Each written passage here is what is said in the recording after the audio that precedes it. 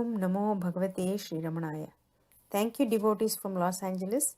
Seattle devotees would like to add to these Advent Day celebrations by chanting Gita Dhyanam followed by Gita Sara. ॐ पार्थाय प्रतिबोधितां भगवतां नारायणेन स्वयं व्यासेन ग्रथितां पुराणमुनिनां मध्ये महाभारतम् अद्वैतामृतवर्षिणीं भगवतीम् अष्टादशाध्यायिनीम् अम्भ त्वामनुसन्दधामि भगवद्गीते भवद्वेषिणीम् नमोऽस्तु ते व्यासविशालबुद्धे पुल्लारविन्दयतपत्रनेत्र येन त्वया भारततैलपूर्णः प्रज्वालितो ज्ञानमयप्रदीपः प्रपन्नपारिजाताय तोत्रवेत्रैकपाणये ज्ञानमुद्राय कृष्णाय गीतामृतदुहे नमः। सर्वोपनिषदो गावो दुग्धगोपालनन्दनः पार्थो वत्सः सुधीर्भोक्त दुग्धं गीतामृतं महत् वसुदेवसुतं देवं कंसचाणूरमर्दनं देवकी परमानन्दं कृष्णं वन्दे जगद्गुरुम् भीष्मद्रोणतटा जयद्रथजला गान्धारनीलोत्पला शल्यग्राहवती कृपेण वहनी कर्णेन वेलाकुला अश्वत्थामविकर्णघोरमकरा दुर्योधनावर्तिनी सोत्तीर्णा खलु पाण्डवैरणनदी कैवर्तककेशव पाराशर्यवचः सरोजममलं गीतार्थगङ्गोत्कटम् नानाख्यानककेसरं हरिकथा सम्बोधनाबोधितम्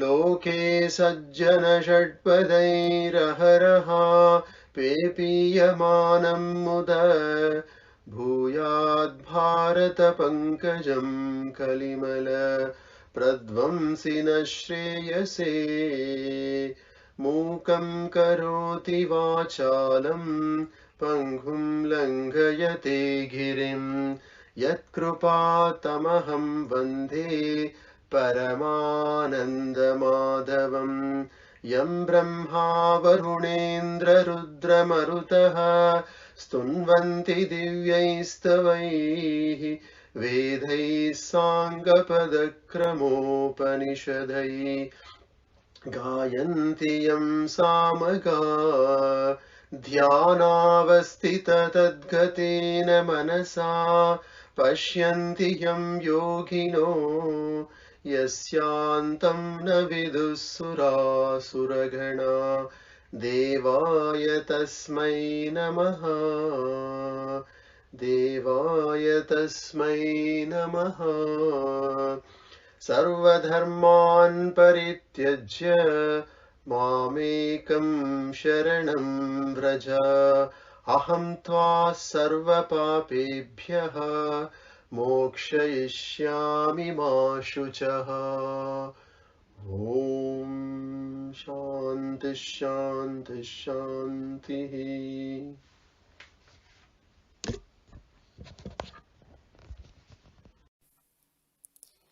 Shri Gita Sara, the song Celestial, verses from Bhagavad Gita, selected and reset by Bhagavan Ramana Maharshi, rendered by Prabha, Vishwanathan, Sai Kumar, Sneha, Dhaval, Shashidhar, Vaishali, Rajesh and Sridevi.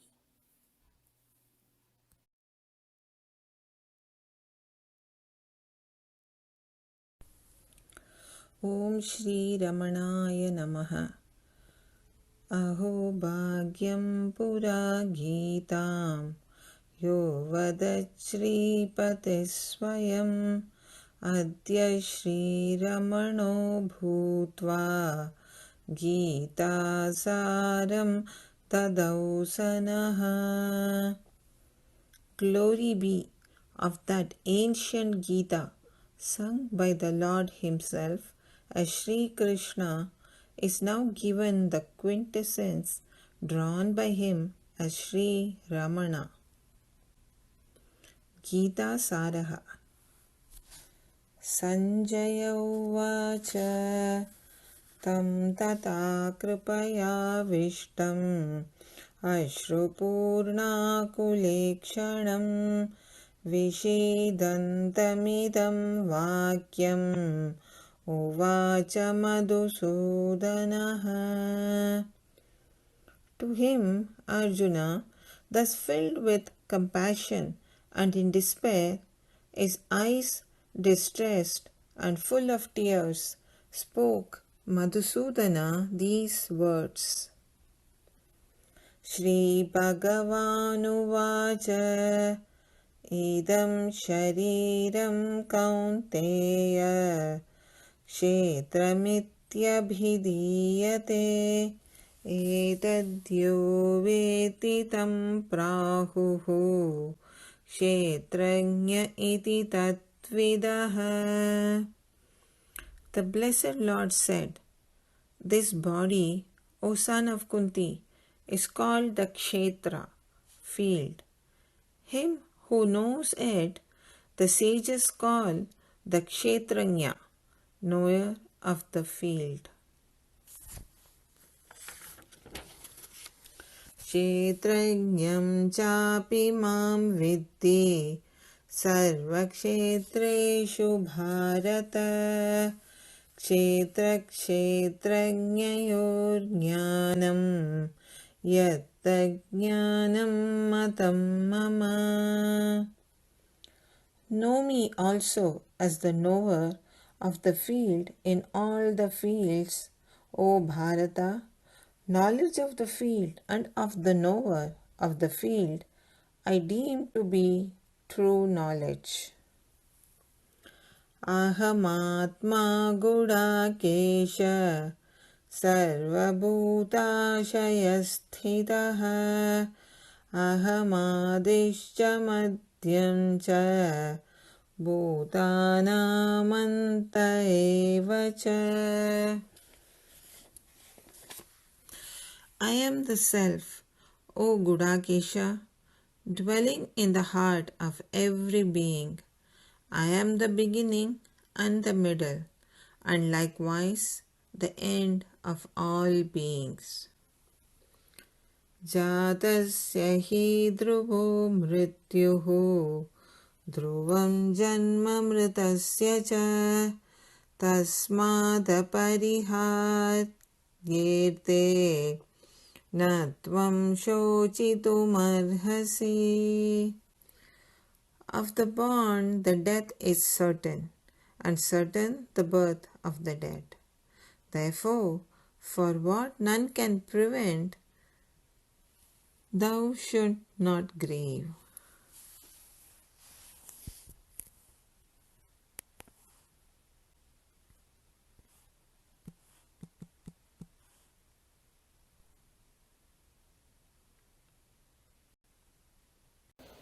न जायते म्रियते वा कदाचित् नायं भूत्वा भविता वा न भूयः अजो नित्यः शाश्वतोऽयं पुराणः न हन्यते हन्यमाने शरीरे.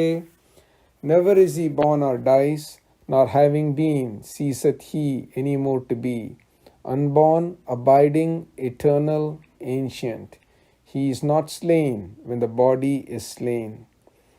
Achedyoyam adahyoyam akledyo shosya evacha nitya sarvagatastanuhu achaloyam sanatanaha. Not to be cleft is he, not to be burnt is he, not even to be wetted, nor yet to be dried is he. Abiding he is, and all pervading, stable, immovable, and from everlasting.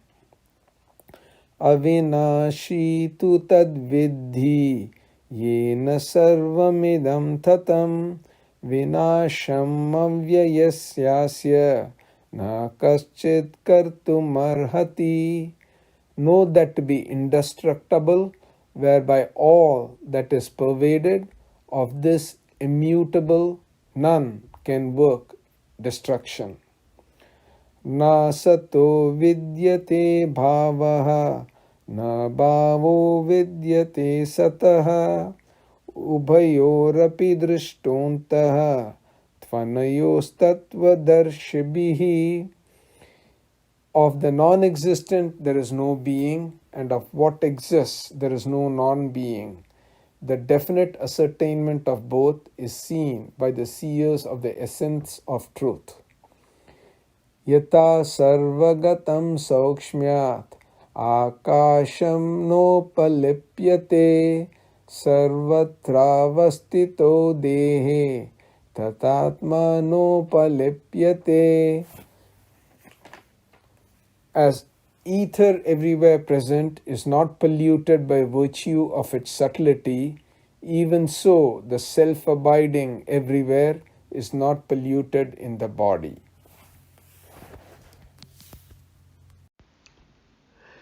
न तद्भासयते सूर्यः न शशाङ्को न पावकः यद्गत्वा न निवर्तन्ते तद्धाम परमं मम.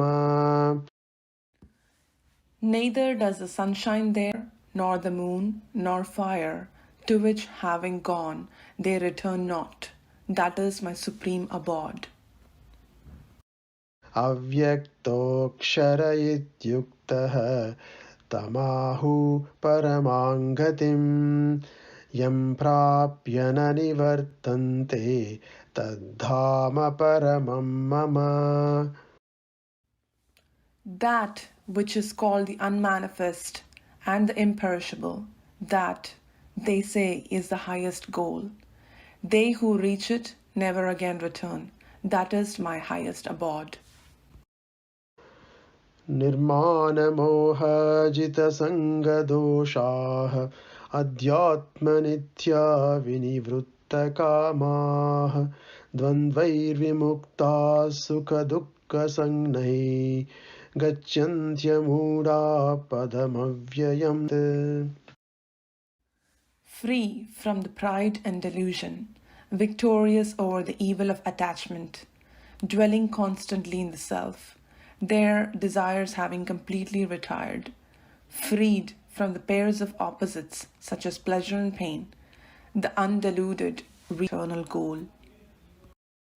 यशास्त्रविधिमुत्सृज्य वर्तते कामकारतः न स सिद्धिमवाप्नोति न सुखं न परां गतिम्.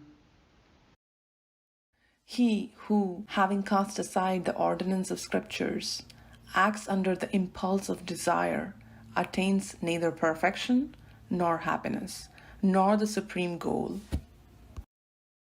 समं सर्वेषु भूतेषु तिष्ठन्तं परमेश्वरं विनश्यत्स्व विनश्यन्तं यः पश्यति स पश्यति. He sees, who sees the Supreme Lord existing equally in all beings, the unperishing within the perishing. भक्त्या त्वनन्यया शक्य अहमेवं विधोऽर्जुन ज्ञातुं द्रष्टुं च तत्त्वेन प्रवेष्टुं च परन्तप. By devotion alone, without the otherness, O Arjuna, thus I can be known and seen, and in essence entered. O Parantapa, सत्त्वानुरूपा सर्वस्य श्रद्धा भवति भारत श्रद्धामयोऽयं पुरुषः यो यच्छ्रद्धः स एव सः. The faith of every man, O Bharata, accords with his essential character. Man is instinct with faith, as that wherein a man hath faith, verily so is he. श्रद्धावान् लभते ज्ञानं तत्परः संयतेन्द्रियः ज्ञानं लब्ध्वा परां शान्तिम् अचिरेणाधिगच्छति. He that has intense faith, and to that faith being devoted has the senses controlled, gains knowledge, and having gained knowledge, he swiftly attains supreme peace. तेषां सततयुक्तानां भजतां प्रीतिपूर्वकं ददामि बुद्धियोगं तं येनो मामुपयान्ति ते. To those who are self-attuned and who worship me with affectionate devotion, I give that union with understanding, whereby they come unto me. तेषामेवानुकम्पार्थम् अहमज्ञानजं तमः नाशयाम्यात्मभावस्थो ज्ञानदीपेन भास्वता. Out of compassion for them and abandoning in their self, I destroy with the resplendent light of knowledge their darkness born of ignorance. ज्ञानेन तु तदज्ञानं येषां नाशितमात्मनः तेषामादित्यवज्ञानं प्रकाशयति तत्परम्. Verily, for those in whom the ignorance is destroyed by the knowledge of the self, in them the knowledge like the sun illumines. That Indriyani paranyahur indriyebhyah param manah manasastu parabuddhir yo buddhe paratastu saha. High, they say, are the senses. Higher than the senses is the mind, and higher than the mind is the understanding. But one who is higher than understanding Evam buddhe param buddhva samstabhyatmanamatmana jahi shatrum mahabaho kamarupam durasadam. Thus, knowing him to be higher than the understanding, steadying the self by the self, O thou strong of arm, slay the enemy in the form of desire, so hard to overcome. Yathaithamsi samidhognir bhasmasat kurute arjuna jnanagni sarvakarmani bhasmasat kurute tata. Just as a burning fire makes ashes of its fuel, O Arjuna, even so does the fire of knowledge make ashes of all. Yasya sarve samarambhaah kamasankalpavarjitaah jnanagni dagdakarmanam tamahuh panditam buddhaah. Whose every enterprise is without desire or motive, whose actions are burnt up in the fire of knowledge. Him the wise call a sage. कामक्रोधवियुक्तानां यतीनामयतचेतसाम् अभीतो ब्रह्मनिर्वाणं वर्तते विदिता आत्मनाम्. All around the austere sages free from desire and wrath, who have subdued their mind and have realized the self, radiate the beatific peace of Brahman. शने शनेरुपभेद बुद्ध्या धृतिगृहीत्या आत्मसंस्थां मनः कृत्वा न किंचिदपि चिन्तयेत्. Little by little should one realize tranquility by judgment held with a steady fast purpose, making the mind abide in the self. He should think of nothing at all. यतो यतो निश्चरति मनचञ्चलम् अस्थिरं ततस्ततो नियमेत्यदात्मनेव वशं नयते. Towards whatsoever the mind wanders, being fickle and unsteady, therefrom it should be withdrawn and brought under the sway of the self alone. यते इन्द्रियो मनोबुद्धि मुनिमोक्षपरायणः विगते इच्छामयः क्रोधो य सदा मुक्त एव स. With the senses, mind, and intellect subdued, the saint who devotedly seeks liberation without desire, fear, or wrath, he is indeed ever liberated. सर्वभूतास्थमात्मानं सर्वभूतानि चात्मनि इक्षते योगयुक्तात्मा सर्वतः समदर्शन. The one steadfast in yoga and looking on everything impartially sees the self abiding in all beings and all beings in the self.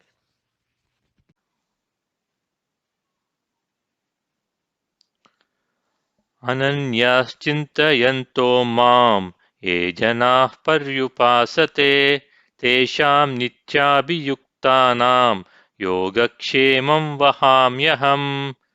I undertake to secure and protect the welfare of those who without otherness meditate on me and worship me, and who ever abide thus attuned. Tesham jnani nyukta yukta ekabhaktirvishishyate priyo hi jnani nochaddham aham sacha mama priyaha. Of these, the jnani who is ever attuned, whose devotion is centered in one, is the most excellent. Because to the jnani am I exceedingly dear, and he is dear to me. Bahunam janmanamante jnanavan man prabhajyate vasudevas sarvamiti samahatma sudurlabha. At the end of many births, the jnani finds refuge in me, recognizing that Vasudeva is all. Such a high soul is very hard to find. Prajahati yada kaman sarvan parthamanogataan atman mevatmana tushta sita prajnastada uchyate. When one puts away, O Partha, all the desires that are in the mind, and in the self alone, by the self well satisfied, then is he called the man of steadfast wisdom. Vihaya kamanyas sarvan pumanscharati nispruhaha nirmamo nirahankaraha sasantimadigachyati. Having cast away all desires, that man who goes without longing, devoid of I and mine, he doth attain peace. Yasman vodijate loko lokan vodijate chayaha harsha marsha bayodvegair murto yasaschama me priyaha. He by whom the world is not disturbed, and who is not disturbed by the world, free from exultation, impatience, fright and agitation, he is dear to me.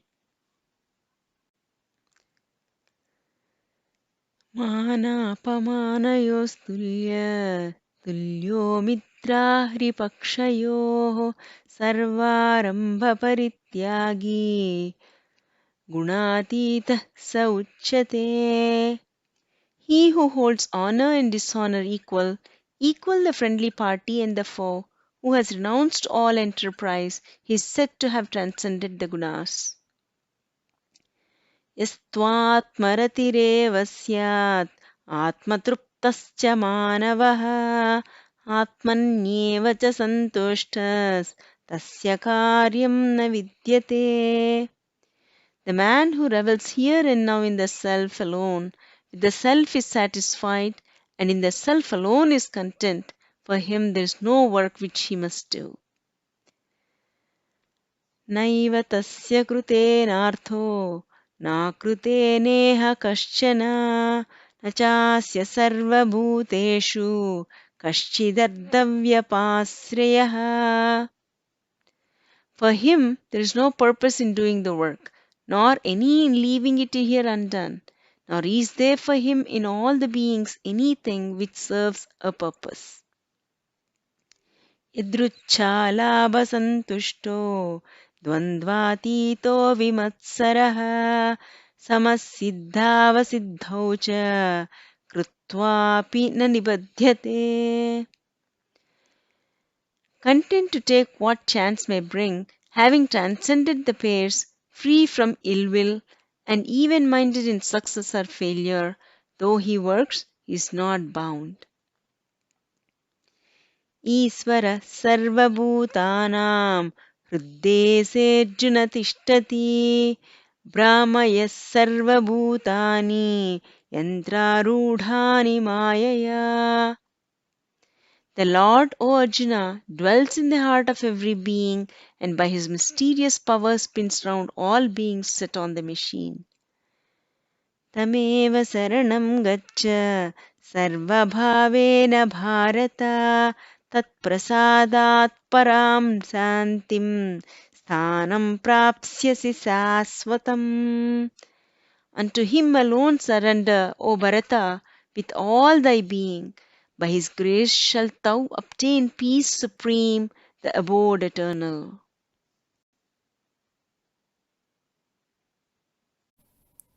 Handing over to the San Diego devotees to continue the celebrations. Om Namo Bhagavate Sri Ramanaya.